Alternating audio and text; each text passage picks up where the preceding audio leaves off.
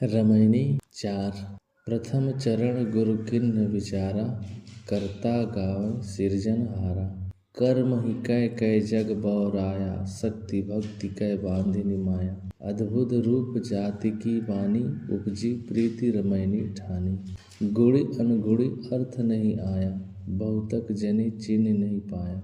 जो चिन्है ताको निर्मल अंगा, अन चिन्हे नर भय पतंगा।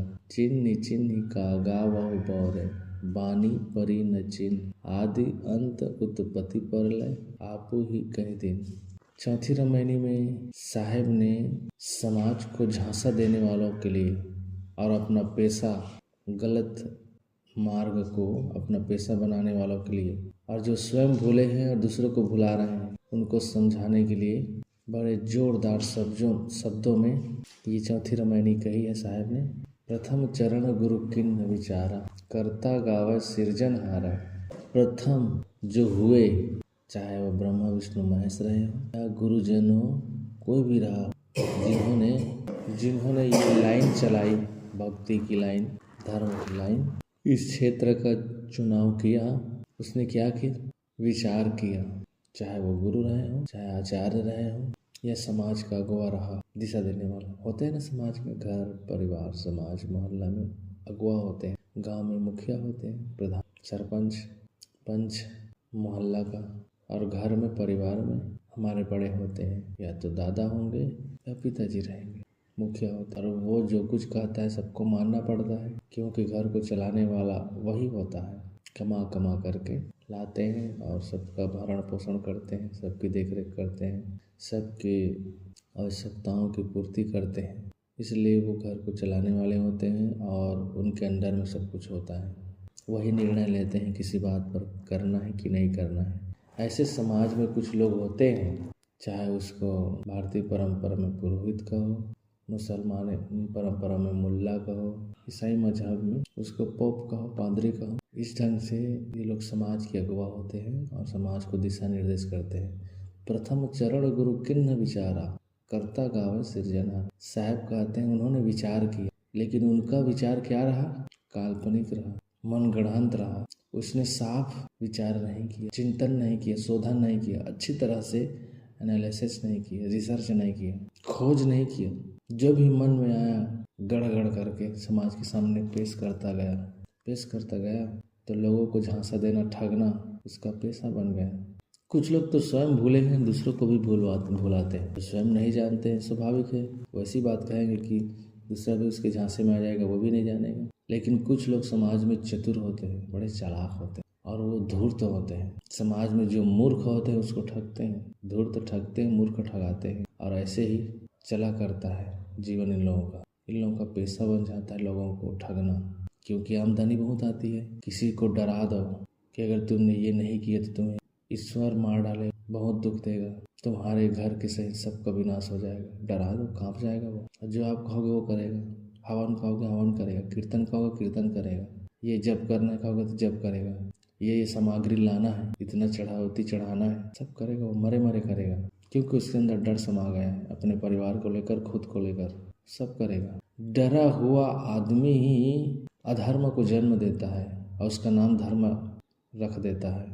धर्म में तो न कोई भय है, न कोई चिंता, न कोई दुख, न कोई पीड़ा, न कोई परेशानी, न कोई उलझन। धर्म तो हमें अंदर से स्वस्थ कर देता है, मस्त कर देता है, निर्भय बना देता है, अभय बना देता है। धर्म हमें अंदर बाहर से पवित्र कर देता है। लेकिन आज धर्म की, ईश्वर की ऐसी व्याख्या की जा रही है जिसका जीवन से कोई लेना देना नहीं है, जिसका मन वाणी कर्मों की पवित्रता, शुद्धि, निर्मलता, शुद्धता से कोई लेना देना नहीं। वो एक लड़ने का साधन बन गया, लोगों को ठगने का, लोगों को बेवकूफ़ बना करके अपने उल्लू सीधा करने का साधन बन गया। इसलिए साहब कहते हैं प्रथम चरण गुरु किन्न विचारा, करता गावै सिरजनहारा।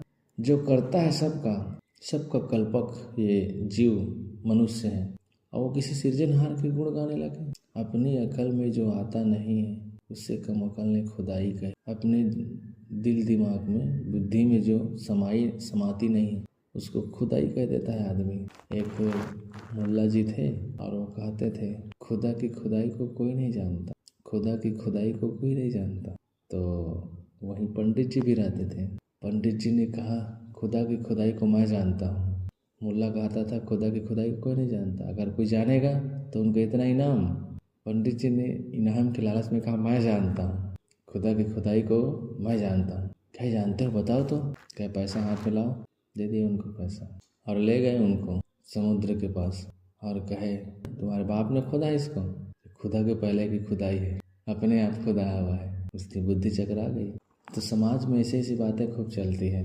एक मुल्ला जी रहे, वो कहते थे ऐसा पानी पीता हूँ कि खुदा भी नहीं जानता।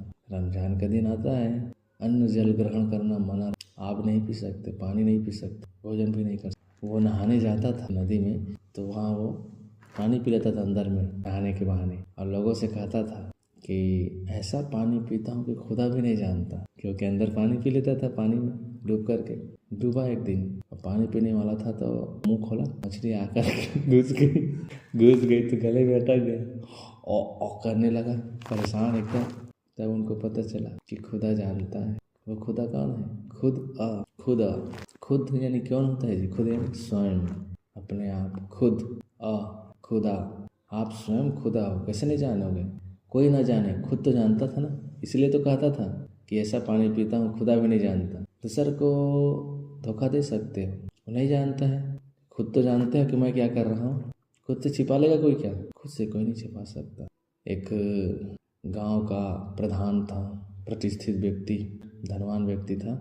एक दिन वो बाहर खेत में शौच करने गया, टट्टी करने गया, तो ऐसे जगह बैठा जहाँ बेर का पेड़ था, शौच करता रहा, टट्टी करता रहा और बेर भी खाता रहा साथ साथ। इसी दिन गांव में ना नाच था, वेश्या का नाच, नाचने वाली आती नहीं किसी, तो उसका नाच था।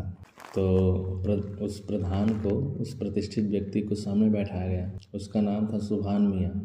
क्या नाम था? सुभान मियाँ। तो जैसे ही नाच शुरू हुई तो पहली पंक्ति में वो नचनिया गाती है, सुभान तेरी बतिया जान गए राम। सुभान का अर्थ होता है ईश्वर, परमात्मा। उसकी स्तुति में पहला वाक्य, पहला अक्षर, पहला शब्द उसके मुख से निकला, सुभान तेरी बतिया जान गए राम। अब उनको एकदम चौंक हुई। मैं तो गया था, आसपास देखा कोई नहीं था, लगता है इसने देख लिया होगा कहीं। उसको भ्रम हो गया।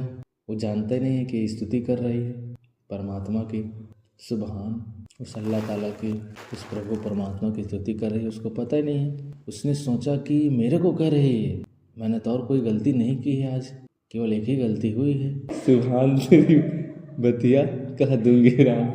तो उसने सोचा कि अभी समाज में कह देगी तो मेरी इज्जत उतर जाएगी, सब हंसेंगे, हंसी का पात्र बन जाऊंगा। उसने कीमती साल ओढ़ रखी थी, उस साल को जा करके उस नचनिया को दे देती है कि ताकि ये ना कहे करके।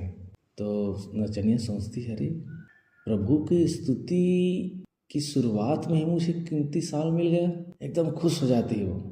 अब वो दूसरी पंक्ति कहती है, सुभान तेरी बतिया कह दूंगी राम। पहले क्या कहती है? सुभान तेरी बतिया जान गई राम। दूसरी पंक्ति में क्या कहती है? सुभान तेरी बतिया कह दूंगी राम। अब तो एकदम वो झल्ला जाता है, दुष्ट कहीं की, न अपनी इज्जत का डर न मेरी इज्जत का डर। अभी तो कह रही थी कि जान गई राम, अब कह दूंगी राम कह रही है, क्या बताऊं मैं इसको।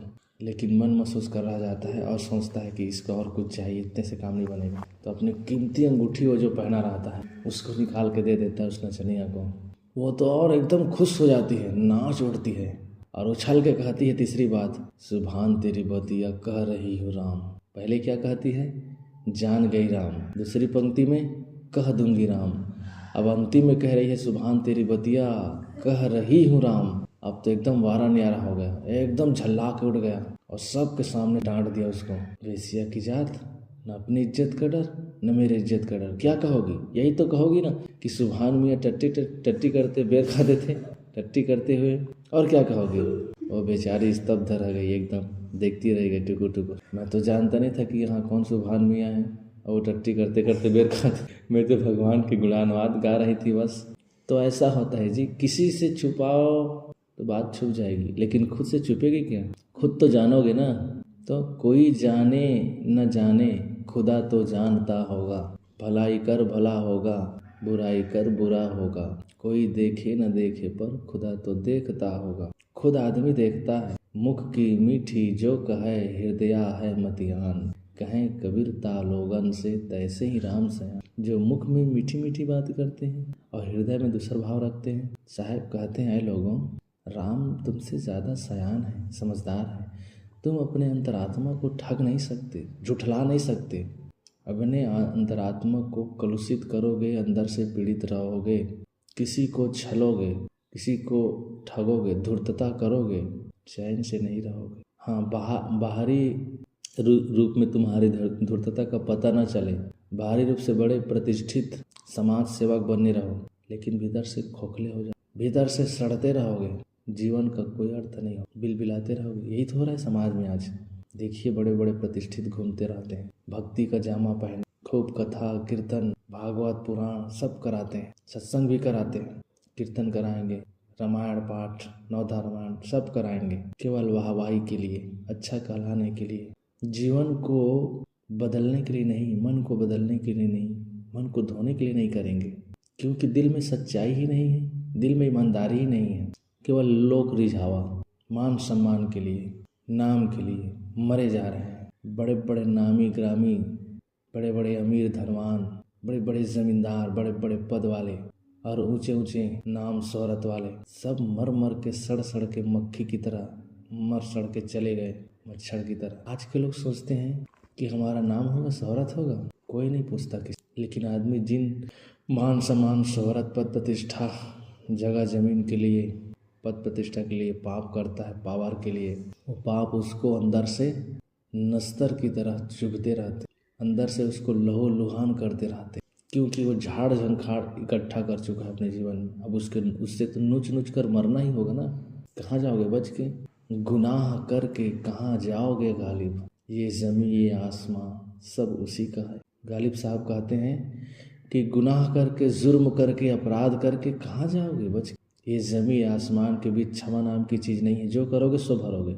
ऐसा मत समझिए कि ये आसमान ये ज़मीन सब उसी का है। उसी का मतलब नियम से चल रहा है, वो नियम सत्ता वही ईश्वर है, उसमें चेतना नहीं है। वो कोई व्यक्ति नहीं है जो लड्डू चढ़ाओ तो खुश हो जाए, पैसा चढ़ाओ तो खुश हो जाए, वो खुश होने वाला नहीं है। जो करोगे सो भरोगे। कंप्यूटर की तरह है, जो कंप्यूटर में डला है, जो प्लापी में है वही तो निकलेगा कि दूसरा चीज़ निकलेगा। साहब ने कहा है ना, जो रहे करवा सो निकले टोटी। जो घड़े में रहेगा वही उसके टोटी से निकलेगा, जो टंकी में रहेगा वही नल से निकलेगा। अगर टंकी में दूध भरा है तो नल से दूध निकलेगा, पानी भरा है पानी निकलेगा, और गोबर भरा है तो गोबर निकलेगा। सीधी सी बात है ना। जो हमारे मन में चलता है वही हमारी वाणी से निकलती है और वही हम करने लगते। इसलिए अपने मन को, वाणी को, कर्मों को, इंद्रियों को सुधारो। यही रास्ता है सुख से जीने का। किसी को धोखा मत दो। साहब कहते हैं, प्रथम चरण गुरु किन्ह विचारा, करता गावे सृजनहारा। स्वयं करता सृजनहार के गुण गाने लगे। अपनी वरीयता को आदमी स्वयं घटाता है, बाहरी रूप से भी और आंतरिक रूप से भी, हर तरह से घटाता है। करता ही सृजनहार के गुण गाने लग गए हैं।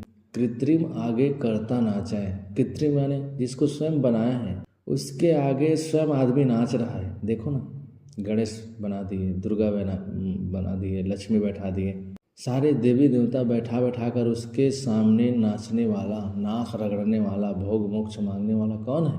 आदमी ही तो है, जिसको स्वयं बनाए अपने हाथों से, पुआल डाल करके, पैरा डाल करके, भूसी डाल करके, उसका लेपन किया है मिट्टी इट्टी डाल करके, फिर रंग रोगन किया, लेकिन उसी के सामने नाक रगड़ रहा, भूल गए अपनी वरीयता, अपनी कीमत।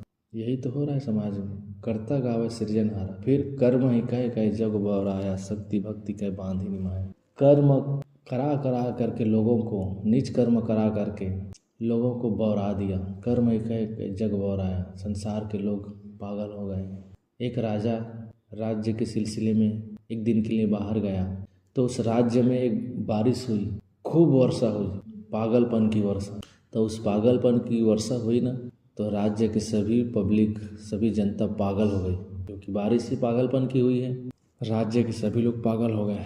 जब राजा अगले दिन आया तो देखा सभी पागल हो गए हैं। कुछ का कुछ बक रहे हैं, कुछ का कुछ कर रहे हैं, तो अंड बंड हो गया है। तो राजा ने कहा अरे पागल क्यों हो गए हैं? तो सभी मिलकर के राजा को पागल कहने लगे। राजा पागल हो गया, राजा पागल हो गए। पागल आदमी कभी स्वीकार करता है कि मैं पागल हूँ? कभी नहीं करता मैं पागल हूँ करके स्वीकार। वो हमेशा दूसरे को पागल समझता है। ऐसे ही लोगों को नाना कर्मकांड में फंसा करके पागल बना दिया गया है। तुम हवन करते रहो, तुम मृत्युंजय जाप करते रहो, रात दिन नाम जप करते रहो, दुनिया भर के नाम दे दिया गया है। राम नाम, कृष्ण नाम, सत्य नाम, अल्लाह नाम, खुदा नाम, ईश्वर नाम, प्रभु नाम, परमात्मा नाम, भगवान नाम, और भी नाम है, तरह तरह के नाम है। सब नाम दे दे करके नामी को भूल ही गए हैं। सबका नामकरण करने वाला ये जीव नामी स्वयं है और नाम के सामने उलझ गया है, नाम में पड़ा हुआ है। तो तरह तरह के कर्म कांड में आदमी को फंसा दिया गया। अब कर्म कर रहे हैं आदमी, कर्मों के जाल में ही तो ये बंधा है जीव। दुनिया भर का कर्म कांड कर्मों के द्वारा ही ये उलझ गया है, कर्मों के जाल में फंस गया है। अब और कर्म करके छूटना चाहता है उससे तो कैसे होगा? वही कर्म करके कैसे छूटेगा? जिस अपराध से, जिस जुर्म से आदमी कैदी बनता है, जेल में जाता है, सलाखों में पड़ जाता है, अब वही कर्म फिर करेगा तो छूटेगा क्या उससे? तो फिर जेल में जाएगा, फिर सलाखों के पीछे रहेगा। ऐसे ही पूरी दुनिया हो गई है आजकल। हवन, तर्पण, कथा, कीर्तन, नाना कर्म कांड में फंसा कर बड़े सवेरे से उड़ जाते हैं लोग और नहा भी लेते हैं बड़े सवेरे से, बड़े हिम्मत, बड़ी श्रद्धा। लेकिन वो अंधश्रद्धा, अंधभक्ति, अंध आस्था। भक्ति का मतलब है अंदर झांकना, अंदर खंगालना, अंदर को धोना, पोंछना, रगड़ना, निखारना। अंदर की शुद्धि भक्ति है, मन की सरलता भक्ति है, मन की मधुरता, मन की मिठास भक्ति है, मन का निर्मल हो जाना भक्ति है। और अपने पूज्य जनों को, गुरुजनों को, संतों को, बड़े बुजुर्गों को, सज्जनों को, माता पिता को मानना, उनकी सेवा करना, उनके सही आज्ञा का पालन करना, ये भक्ति है। लेकिन हम ऐसी भक्ति कर रहे हैं जिससे भ्रम, अंधविश्वास को और प्रश्रय मिलता है। इसलिए साहब कहा शक्ति भक्ति की बांधिनी माया। किसी शक्ति को मान करके उसकी भक्ति के बंधन में बंध गया है, जिससे जीवन का कोई लेना देना नहीं है। हम जी रहे हैं घर परिवार में और भक्ति ऐसे जगह पे कर रहे हैं जहाँ से कोई लेना देना नहीं है हमारा। या तो कहीं मंदिर बना दिए हैं या कहीं आकाश में मान रहे हैं 7वें तपक पर, और जिनके बीच में उनके बीच में लड़ झगड़ रहे हैं, उनसे बन नहीं रही है, हमारा पट नहीं रहा है पटरी। बाप है तो बेटे से लड़ रहा है, बेटा है बाप से लड़ रहा है, पति पत्नी से, पत्नी पति से, सास बहू से, बहू सास से, ननंद भावत से, भावत ननंद से, देवरान जेठान से, जेठान देवरान से, भाई भाई से, पड़ोसी पड़ोसी से, दोस्त दोस्त से, सब एक दूसरे से लड़ रहा है, मर रहा है। अब बड़े भगवान के भक्त हैं, ये भगवान की भक्ति। राम ही सुमरे रण भिरे फिरे और की गैल, मानुष केरी खोलरी ओढ़े फिरत हैं बैल। साहब तो ऐसे लगाते हैं तमाचा, बड़े भक्ति वाले बनते हो, बड़े श्रद्धा वाले बनते हैं भगवान की, और लड़ाई भी करते हो। राम ही सुमरे रण भिरे, जय यीशु कह करके कट मरे। रोम में दूसर थे, एक तरफ और दूसर थे, और दोनों एक ही को मानने वाले। आए दिन सिया सुन्नी लड़ते रहते हैं, ये हिंदू लड़ते रहते हैं। ये मत मजहब वाले, समाज वाले को छोड़ दीजिए, घर घर में लड़ाई हो रही है भाई भाई की, सास बहू की, एक साथ जी नहीं पा रहे हैं चैन से। और भक्ति है, सब भक्त है भगवान के, प्रभु के, परमात्मा के, अल्लाह खुदा के, ईश्वर के, उस गॉड के, सब प्रेमी है, सब मानते हैं रसूल को और लड़ते रहते हैं। इसलिए कहते हैं कि लड़ो मत, परेशान मत हो। साहब सबको बता रहे हैं, जीवन की सच्चाई बता रहे हैं। राम ही सुमरे रण भिरे, राम कहो, अल्लाह कहो, खुदा कहो, जो कहो, प्रभु कहो, बात एक ही है। लेकिन लड़ो मत, खींचतान में मत पड़े रहो, सहज जीवन जियो, कोई टंड घंट में मत रहो। सहज मिले सो दूध, सब मांगा मिला सो पानी, कहें कबीर वह रक्त सम जामे खींचा तानी। जो सहज जीवन जीता है, सहज मिल गया, संतुष्ट हो गया, रह गया उतने में, कोई चाहना नहीं अंदर, वो सम्राट है। क्योंकि चाह गई चिंता मिटी, मनवा बेपरवाह। जिनको कुछ न चाहिए सोई सहनसा, जिसको कुछ नहीं चाहिए अपने में तृप्त है। यस्तु आत्मरतिरेव स्यादात्म तृप्तश्च मानव, आत्मन्येव संतुष्ट तस्य तस्य कार्यं न विद्यते। यस्तु आत्मरतिरेव, जो अपने आत्मा में, अपने आप में रत है, लगा हुआ है, डूबा हुआ है। यस्तु आत्मरतिरेव स्यादात्म तृप्तश्च मानव, अपने आप में तृप्त है, पूरा है, जो अपने आप में अपने मन को समेट करके मुकम्मल हो गया है, पूरा हो गया है। और आत्मन्यो संतुष्ट, अपने आत्मा में संतुष्ट हो गया है, आत्मसंतुष्ट। तस्य कार्यं न विद्यते, उसको और कुछ करना बाकी नहीं रहता, उसका काम पूरा है। जगत में उसके आने का काम पूरा हो गया। गोधन गजधन बाजधन और रतन धन खान, जब आवे संतोष धन, सब धन धूर समान। संतुष्ट हो जाओ। सतेषु जायते सुरा, सहस्त्रेषु च पंडिता, वक्ता 10 सहस्त्रेषु च, संतोषी नैव दृश्यते। ये भी ज्ञानियों ने, पंडितों ने, समझदारों ने कहा, जिसके अंदर पांडित्य है वो पंडित है। यस्य बुद्धि पंडा स पंडिता, जिसकी बुद्धि पंडा है, सत्य सत्य विवेकनी बुद्धि पंडा, जो सत्य और असत्य को जानता है और सत्य को ग्रहण करता है, सत्य को छोड़ देता है, वो पंडित है। जो पोथी पत्र लेके घूमता है वो पंडित नहीं है, पुरोहित है, कर्मकांडी है। वो समाज में उसकी भी थोड़ी ज़रूरत है लोगों को सही दिशा में लगाने के लिए, लेकिन वो अपना पेशा बना लिया है लोगों को भटकाने के लिए, धन ऐंठने के लिए, वो गलत है। इसलिए कहते हैं सतेषु जायते सुरा, सैकड़ों में कोई एक सूरवीर होता है, अखाड़े का लतमरवा होता है, जो दूसरे को उठा कर पटक देता है। बहुत लाद घुसा खा करके वो पक चुका होता है। सतेषु जायते सुरा, सैकड़ों में कोई एक सूरवीर होता है। सतेषु जायते सुरा, सहस्त्रेषु च पंडिता, और हजारों में कोई एक पंडित होता है जो अपने क्षेत्र में मर्मज्ञ होते हैं। सहस्त्रेषु च पंडिता, वक्ता 10 सहस्त्रेषु च, और 10,000 में कोई एक कुशल वक्ता होता है जो अपनी बातों को अच्छे ढंग से समझा दे जाए, बढ़िया से विवरण देकर समझा दे, अच्छे से खुलासा कर दें। तो ऐसे कोई कुशल वक्ता होते हैं। लेकिन संतोषी नैव दृश्यते, जो अपने आप में संतुष्ट हो वो तो दिखाई ही नहीं देते। पंडित से, सुरवीर से, वक्ता से, इन सब से, शीर्ष स्थानीय सब के ऊपर संतुष्ट व्यक्ति है, उसकी तुलना किसी से नहीं हो सकती। इसलिए साहब ने कहा सोई शहंशाह, वही शहंशाह है जिसके अंदर दुनिया भर की चाहना नहीं है, जिसकी आवश्यकताएं सहज पूरी होती रहती है, और सबकी होगी जब तक हाथ पैर है सही सलामत। करते रहो, चलाते रहो हाथ पैर, काम होता रहेगा। इच्छा कर करके तो आदमी दरिद्र बना हुआ है। दरिद्रो यसत्व संतुष्टो कृपणो योजितेन्द्रिया, गुणे सशक्त धीरे सुगुण संग विपर्या। ये श्रीमद् भागवत का कथन है। क्या कहते हैं भागवतकार? वो कहते हैं दरिद्र यसत्व संतुष्टो। दरिद्र कौन है? जो असंतुष्ट है। बहुत सारा धरा हुआ धन, फिर भी हाय हाय करके मर रहा है। एक सेठ जी थे और उनके पास बहुत संपत्ति। अपने मुनिम को बुलाया और कहा कि मुनिम जी, लेखा जोखा करके, हिसाब किताब करके बताओ हमें कि हमारे पास कितनी संपत्ति है। उन्होंने समय मांगा। 1 सप्ताह बाद मुनिम जी आए और कहे कि सेठ जी, आपके पास इतनी सारी संपत्ति है कि आपकी 35 पीढ़ी बैठे बैठे खा सकती। ये सुन करके सेठ बेहोश हो गए। फिर पानी का छिड़काव देकर के उठाया गया उन्हें, और मुनिम ने पूछा सेठ जी आप बेहोश क्यों हो गए? तो सेठ ने उठते हुए कहा कि 36वीं पीढ़ी क्या खाएगी, यही सोच करके मैं बेहोश हो गया था। ऐसे ऐसे लोग हैं आज भी, अपने परिवार के लिए आपाधापी करते हैं, दूसरे को छलते हैं, ठगते हैं, चोरी बदमाशी करते हैं। अपने परिवार का पेट पालने के लिए चोरी बदमाशी करते हैं, दूसरे को धोखा देते हैं, घूस लेते हैं, बड़ा बड़ा गबन करते हैं, और काम चोरी, मुफ्त खोरी, ये सब करते हैं।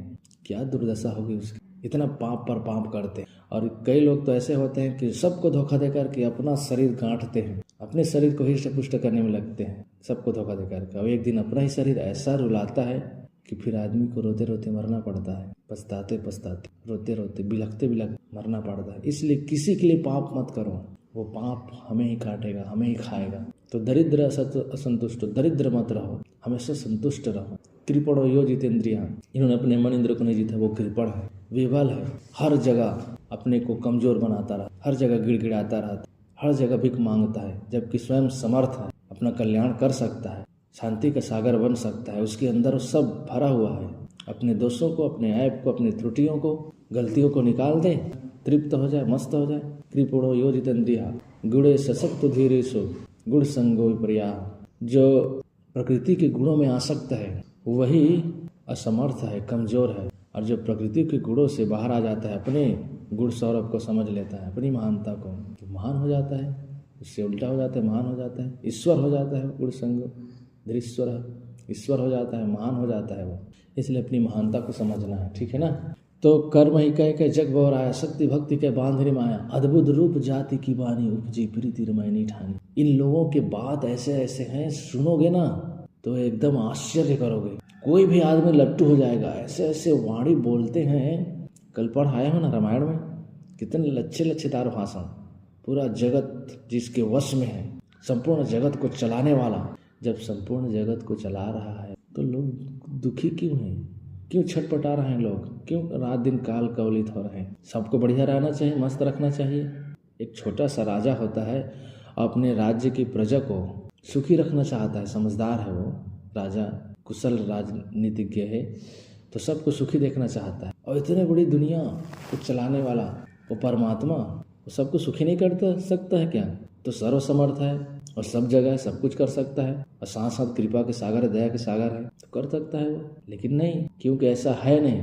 ऐसा होता तो लोग दुखी नहीं होते, परेशान नहीं होते। ऐसा नहीं है। यहाँ तो सीधा सीधा नियम है, और वेदों में भी ये नियम बताया गया है। वेदों में 3 नियम है, एक यज्ञ का नियम, दूसरा नैतिकता का नियम, और तीसरा प्रकृति का नियम। तो जो यज्ञ का नियम है वो तो कर्मकांड है, उसकी ज़रूरत नहीं है। लेकिन जो नैतिकता नियम है, कैसे चलना है, कैसे उठना बैठना है, कैसे बोलना है, हमारा मन कैसे पवित्र हो, वाणी कैसे शुद्ध निकले, कर्म कैसे अच्छे हों, इस विषय में चर्चा है। नैतिकता के नियम है, सद्गुण सदाचार की बात है। और तीसरा प्रकृति के नियम, प्रकृति के जो नियम है उसको समझना है।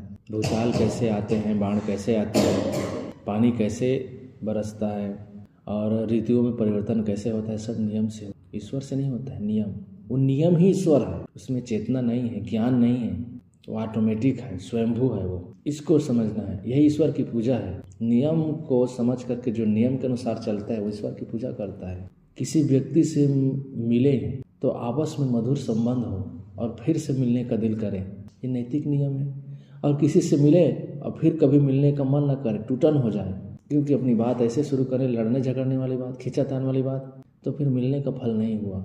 मिलने का फल होना चाहिए कि दोनों का मन मीठा हो जाए, मधुर हो जाए, दोनों को एक दूसरे से संबंध प्रेम का हो जाए, आपसी संबंध हो जाए, बढ़िया से हो। ये व्यवहार है। अब एक दूसरे से उखड़ गए व्यवहार करके तो क्या मतलब हुआ, तो गलत हो गया। ये नियम है, इस नियम को समझना है। हर जगह नियम है अपने, उठने बैठने का, चलने फिरने का, देखने सुनने का। जो सब जगह विवेक पूर्वक देखता है, विचार पूर्वक देखता है, ज्ञान पूर्वक देखता है, वो सच्चाई को देखता है, और सच्चाई को देख करके उस ढंग से व्यवहार करता है सबके साथ, अपनेपन का, और किसी से घृणा नहीं कर सकता। यस्तु सर्वाणि भूतानि आत्मन्युपश्यति सर्वभूतेषु चात्मानं ततो न विजुगुप्सते।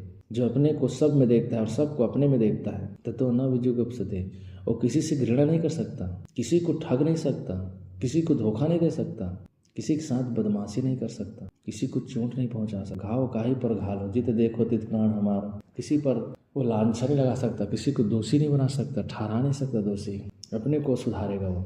तो कर्म ही कह के जग बह रहा है, शक्ति भक्ति के बांधनी माया, अद्भुत रूप जाति की वाणी।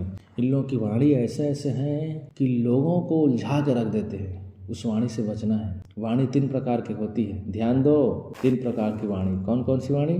3 प्रकार की। वो वाणी है रोचक, भयानक वाणी और यथार्थ वाणी। रोचक वाणी वह है जिसमें इतना गुणगान प्रभु परमात्मा ईश्वर अल्लाह खुदा का, इतना गुणगान जिसकी सीमा नहीं है। जितना बढ़ा चढ़ा कर बोल सको, पूरा गप्पबाजी समझ लो एक प्रकार से, तो ऐसा है। पूरा गुणगान ये रोचक है। देखो रात दिन प्रभु के नख का, उनके नेत्र का, मुख का, सबका गुणगान करते रहते हैं। नेत्र कमल, मुख कमल, नाभि कमल, कर कमल, पूरे कमलों की संज्ञा दे दे करके उसके गुणगान कर करके भक्तों को रात दिन रिझाते रहते, नचवाते रहते हैं। देखते नहीं हो जी कथा कीर्तन में, यही सब करते रहते हैं। यही है रोचक वाणी। और भयानक वाणी, भयानक यानी डराने वाली वाणी, डराने वाले शब्द। अगर प्रभु को नहीं मानोगे, परमात्मा को नहीं मानोगे, तुम्हारा विनाश हो जाएगा, तुम्हारे परिवार से तुम्हारा पतन हो जाएगा, नष्ट हो जाओगे, तुम्हारे परिवार में बीमारी आ जाएगी, सबको लकवा मार जाएगा। डराते हैं, धमकाते हैं ऐसे ऐसे वाणी से भक्तों को। ये भयानक वाणी है। यथार्थ वाणी क्या है? यथार्थ वाणी 2-2-4 की तरह। युक्ति युक्तम वचो ग्राहम, युक्तिहीनम वचो त्याज्यम, बालादपि सुखादपि वृद्धोदपि युक्तिहीनम वचो त्याज्यम, सुखदपि वृद्धोदपि। और युक्ति युक्तम वचो ग्राहम, बालादपि सुखदपि। इसका अर्थ ये है कि जो वचन, जो वाणी युक्ति युक्त है, विवेक युक्त है, चाहे वो बालक के मुख से निकले, बालादपि सुखदपि, या सुख पक्षी ही कहे, वो सबको ग्राह है, सबके लिए कल्याणकर है। और युक्तिहीन वचो त्याज्यम, जो युक्तिहीन है, विवेकहीन है, भ्रमपूर्ण वाणी है, यही रोचक भयानक वाणी है, उसको त्याग दो। चाहे वृद्धोदपि, चाहे कोई वृद्ध कहे, ज्ञानी कहे, महात्मा कहे, पंडित पुजारी कहे, पोप पादरी कहे, मुल्ला कहे, कोई भी कहे, त्याग दो उसको। पालादपि सुखादपि, चाहे सुखदेव मुनि क्यों न कहे, उसको त्याग दो। उसी से कल्याण होने वाला है जो वाणी विवेक युक्त हो, यथार्थ हो। इसलिए यथार्थ वाणी को प्रश्रय दो, उसका आदर करो, उसका सम्मान करो। ये लोक रिझाव वाले वाणी में पढ़ोगे तो फिर बहते रहोगे, क्योंकि इसमें रोचक है, भयानक है, पूरा ठग विद्या है ये। इस विद्या से बचना है, जिसको उपनिषद में पराविद्या और अपराविद्या कहा गया है। पराविद्या को अपनाओ, जो सद्गुरु सदाचार्य नैतिकता है जिसमें, अपराविद्या यही भ्रमपूर्ण वाणी, रोचक वाणी, इससे बचो। कर्म ही गए जग बौराया, शक्ति भक्ति के बांधे में, अद्भुत रूप जाति की वाणी, उपजी प्रीति रमणी ठानी। अब लोगों के मन में प्रीति हो गई है और उन्होंने ठान लिया है कि हम भक्ति करेंगे दृढ़तापूर्वक। भक्ति का अर्थ ही पता नहीं है। पूज्य स्वानुरागो भक्ति, पूज्य के प्रति अनुराग ही भक्ति है। मोक्ष कारणम समाग्र्याम भक्ति रिवगरसी, मोक्ष के कारण में जितने सामग्री है उसमें भक्ति रिवगरसी, भक्ति ही गरियसी है, श्रेष्ठ है, महान है। इसलिए पूज्य से अनुरागो भक्ति कहा गया। पूज्य के प्रति अनुराग ही, प्रेम ही भक्ति है। पूज्य कौन है? जिनके आचरण और जिनके ज्ञान सही हो, उसी से रहो। ज्ञान सही है कैसे पता चलेगा? जिस ज्ञान को पा करके कोई भ्रम न रहे, कोई टोना टोटका न रहे, कोई अहंकार न रहे, कोई चमत्कार अंधविश्वास न रहे, कोई पाखंड न रहे, कोई कर्मकांड न रहे, वो सही ज्ञान है, वही भक्ति है। तो इसको समझना है, पूज्य से अनुरागो भक्ति। उसके बाद भक्ति और क्या है? स्वस्वरूपे अनुसंधानम भक्ति रित्य विधीयते। स्वस्वरूप का अनुसंधान, स्व यानी खुद, रूप यानी पदार्थ, स्वयं के पदार्थ का, अपने असली पदार्थ का, मय पदार्थ का, आत्मा का ज्ञान होना, यही भक्ति है। साहब ने कहा, आत्म ज्ञान बिना नर भटके, कोई मथुरा कोई काशी। बिना आत्म ज्ञान के लोग भटकते हैं। मथुरा, काशी, केदार, बद्रीनाथ, द्वारिका, हरिद्वार, काशी, काबा, और इतना ही नहीं, वो कहाँ कहाँ जाते हैं, बहुत भटकते हैं लोग। ईश्वर प्रभु परमात्मा अल्लाह खुदा को मान करके भटक रहे, भटका रहे। इसी से बचना है। अद्भुत रूप जाति की वाणी, उपजी प्रीति रमणी ठान। जो प्रार्थना है, रमैनी है, प्रेम है, पूजा है, उसको अपने कल्याण के प्रति ठानो कि मेरा कल्याण के लिए क्या उपाय है, ये सोचना है। और उसके लिए उपाय यही है कि अपने दोषों का त्याग हो, अपने त्रुटियों को छोड़ना होगा। यही रास्ता है, दूसरा रास्ता है नहीं। अंतिम में साहिब साखी में कहते हैं, गुड़ी अनगुड़ी अर्थ नहीं आया, बहुतक जने चिन्ह नहीं पाया। जो चिन्ह है ताको निर्मल अंग, अनचिन्हे नर भय पतंगा।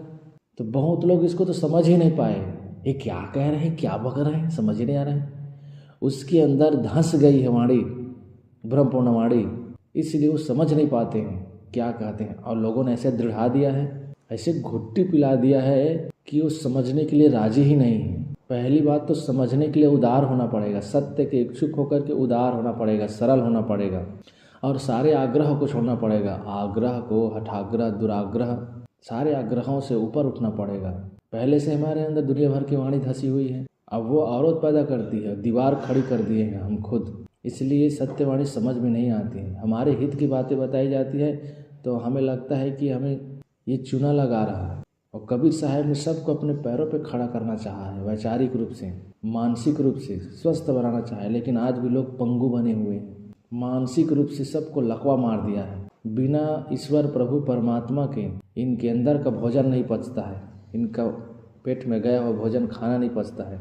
अपने को समझना ही नहीं चाहते हैं। जो सबको समझना चाहता है, सबकी वरीयता समझता है, सबकी व्याख्या करता है, सब कीमत आंकता है, वही अपनी कीमत को भूला हुआ है। अपने को किंचिज्ञ नानज्ञ परिच्छिन्न प्रतिबिंब अंश मान बैठा है, अपने को कठपुतली मान बैठा है। यही तो इसके दुखों की जड़ है। स्वयं महान होते हुए अपनी महानता से अनजान है। तो कर्म ही कह के जग बौराया, शक्ति भक्ति के बांध निमाया। अद्भुत रूप जाति की वाणी, उपजी प्रीति रमणी ठानी। गुड़ी अनगुड़ी अर्थ नहीं आया, चाहे वो गुड़ी हो या अनगुड़ी हो, ना समझ हो। गुणवान भी लोग देखिए ना पूजा पाठ में, रात दिन शिवलिंगी को धोते धोते धोते धोते अपने दिमाग को भी पूरा धो डाले हैं। कैसे धो डाले हैं? अज्ञानता से, पूरा अज्ञानता से भर दिए कहना चाहिए। अपने दिमाग को पूरा ये बना दिए हैं, कहना चाहिए विह्वल बना दिए, कमजोर बना दिए। जबकि क्या कहते हैं शिव जी, क्या कहते हैं पार्वती से?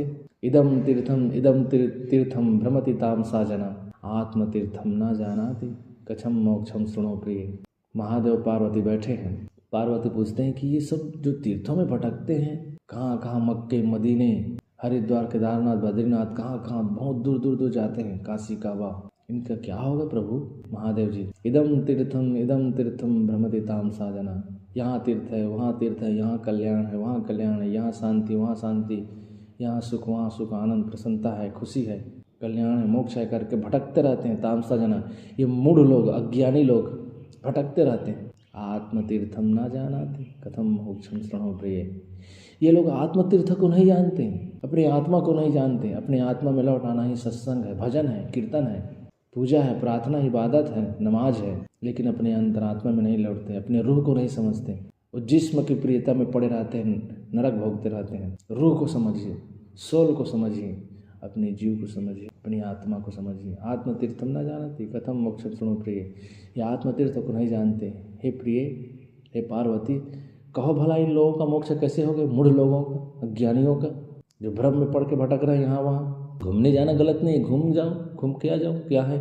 लेकिन मोक्ष होगा, कल्याण होगा, पाप कटेगा, ये सोच के तुम घूमने जा रहे हो, तीर्थ करने जा रहे हो, भयंकर धोखा है। इस धोखे से ऊपर उठो, धोखे में मत रहो। एक महात्मा जी जा रहे थे, ट्रेन में बैठे थे, उस डिब्बे में बहुत सारे लोग थे और सब बीड़ी, सिगरेट, पान, तम्बाकू, गुटखा, शराब, गांजा खा पी रहे। तो संत ने पूछा, क्या कर रहे हो, कहाँ जा रहे हो आप लोग? क्या आपको पता नहीं है? हम हरिद्वार जा रहे हैं, और हरिद्वार फिर उधर से होते हुए काशी, काशी से फिर इधर प्रयागराज आ जाएंगे और वहाँ गंगा नदी नहाएंगे, जमुना नदी नहाएंगे, सारे पाप धो डालेंगे हम लोग। संत गए हरिद्वार, काशी और इधर प्रयागराज आए और हर जगह उन्होंने पूछा, अय गंगे, क्या इस जनता के पाप को, इस पापियों के पाप को तो रखती है? गंगा ने कहा, नहीं संत, अगर मैं इनके पापों को रखूंगा तो मैं जल के भस्म हो जाऊंगा। इनके पाप मैं नहीं रखती। तो क्या करती हो फिर? क्या मैं बादलों को दे देती हूँ? फिर बादल से पूछा संत ने, अय बादल, क्या इन पब्लिक के पाप को, इन पापियों के पाप को अपने पास रखते हो? बादल ने कहा, नहीं नहीं नहीं संत जी, मैं नहीं रख पाऊंगा। इनके पाप को मैं क्यों रखूंगा? इनके पाप को मैं रखूंगा तो मैं ही जल के भस्म हो जाऊंगा। तो फिर क्या करते हो? कहे, जिनका पाप होता है उसी के ऊपर फल के रूप में बरसा देता हूँ। कहाँ जाओगे बच के? कहानी है बातों को समझाने के लिए। न बादल से कोई संत बात कर सकते हैं और न गंगा जब कोई जवाब दे सकती है। इन बातों को समझाने के लिए कुल मिलाकर के अपने